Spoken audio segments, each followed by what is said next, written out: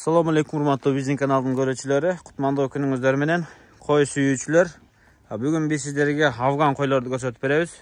Учурда биз Карла Маркстабыз, аэропорттун ылдый жагында. Аламүдүн району болуп калат. Мындайча айтканда Манас аэропортунун ылдыйкы зонасы. Карла Маркс. Бул жерден дагы 2-3 жолу афган койлорду көрсөтүп бергенбиз. Дагы афган койлор бар. Бул жерде түрүдөн бар афгандын. Биринчи жашынан баштай берсек 4 тиштен жогоргулар. Ушулардын ичинде бирөө 4 тиш, калганы 6 тиш, 8 тиш, мош төгөрөктөрү бардыр. Кыскасы 4 тиштен жогорку койлор. Буларды азыр көрүп турасыздар. Качалеги бар, качканы бар, боозу бар, жакында тууй турганы бар.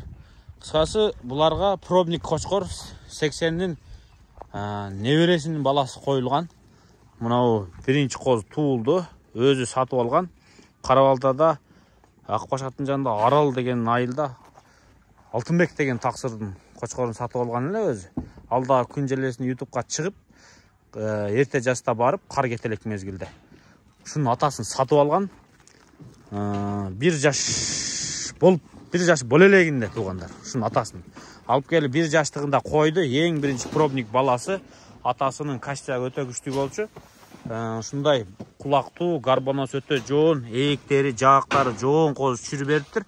Кыскасы, ушу кой биринчи болуп тууптур. Ушуга мындай айтканда партиялаш койлор бар туугандар. Ушулар менен келип тууп калган. Эң биринчи тууду, жакында тууй тургандары дагы бар да, кыскасы. Бирок кочкор ошодон бери түндө кошулат экен. Мындай көрдүңүздөрбү, ичи чоң. Кыскасы, бооз, качалектери да бар экен. Кочкор дагы деле качып жүрөт экен. Күлө электери бар. Кыскасы койдун түрүдөн бар. Бул жерге койдун баасыны 62 000 сомдон деп койду. Анан дагы жакшысы кымбатыраак, начары арзаныраак болот. Кыскасы орточо баасы 62 000 сом деп койду. Мына ушул коз кочкор. Азыр киргизип дагы көрсөтөм. Могул жактан караңыздар. В общем, вариант көп. Келиш керек, көрүш керек, жакшысын алыш керек, койгула турганын алыш керек. Ушундай мына. Могу афган кой точно качкан дейт, Белоснежка. Ушундай. Кыскасы, эки кочкордон качты бул жер койлор. Өздөрү түшүндүрүп берет. Эки кочкордон качты бул койлор. Канча баш кой бар өзү? 40 баш кой экен афган койлор. Болду. Түрүдөн кыскасы келип алышыңыздар керек болду. Карла Маркста, дарегин дагы бир рет кайталап коеюн. Чүй облус Аламүдүн району, Карла Маркс айылы. Бул аэропорттун ылдый жагы, мына коз кочкор. Эгер коз кочкор. Может быть, ушундай козлар туулушу мүмкүн. Бул эркек. Энеси ушул жерде бир кичирээк кой экен.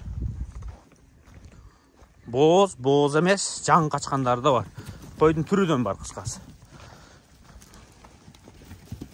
Койго жараша соода. Келиңиздер, көрүңүздөр, дүң алам десеңиздер, сүйлөшүңүздөр. 62 000 сомдон деп койду.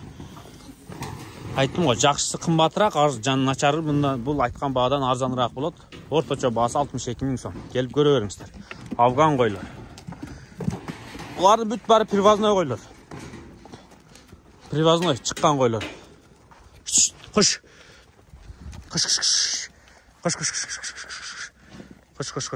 Машалла, мына алыңыздар ушу койлорду келип.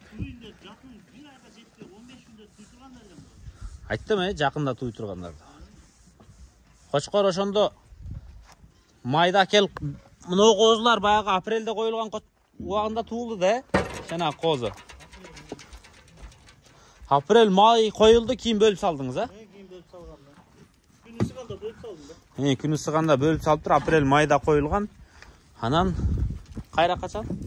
Кече 15 күн болду. 20 күн болуп калды кече. 20 күн болуп калыптыр. Ошо кочкорду кайра. Эки кочкордон качты, булар, Корабль менен 80 да. Корабль менен 80. Болду туугандар. Келип сооданы кылыңыздар. Кой бар экен, кой багыңыздар. Койдун да өзүнүн неаматтары бар. Сон турабы. Эми эң эле жакшы нерсе кой баккан сүннөт дейбиз. Тура нерсе. Экинчи жагы бул кой менети жеңил. Анан кассага зор нерсе. Мисалы, койду көбөйтө бериш керек. Расход кетет, бирок билинбейт эми. Табасың буларга кеткен расходтучу. Мунун эң жакшы жагы кой баккандардан сурасаңыздар, мындай элиталар эмес, мындай эле кой баккандар Bir 5-6 жылдан бері мындай орточо кой баккан адамдардан сурасаңыздар, мындай эме дейт. Мисалы 60 000 акча срочно керек болсо, bir уй сатсаң 150 000, 100 000ден жогору сатсаң, калган акча 5 толк эле артып калып жок болуп кетет дейт. Мисалы койдун түрүдөн болот да, кымбат болот, бырагы болот, орточосу болот, мындайрагы болот. Мисалы 40 000 акча керек болсо, 40 000 сомду койду сатып туруп, керек нерсең иштетип жүрө бересиң. Менети жеңил, кыскасы ушундай да. Туурабы туугандар? Бул жагы мен айтканыма кошулсаңыздар керек. Эми көп мага ушинтип комментарий берет. Эмнеге жылкы бакпайсыз, уй бакпайсыз, сен бакканмын дейт. Мисалы парода жылкы баксаң, аны 5-6 000 долларга сатам деп күтүп, убакыт көп өтөт. Анан срочно акча керек болгондо аны сата албай каласың дейт.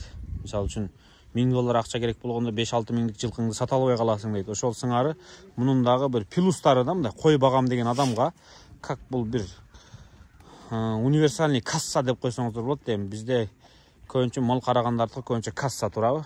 Мал өзүнөн өзү чоңойот, сатасыздар, пайдасыны кайра булардын баа кормовой базасына жумшалат, койчуга жумшалат, өзүңүздүн мээнетиңиз кеткен убактарыңыздар болот. Эми бул деле ошол сыңары кой кассага жакшы экен деп айтышат көпчүлүк.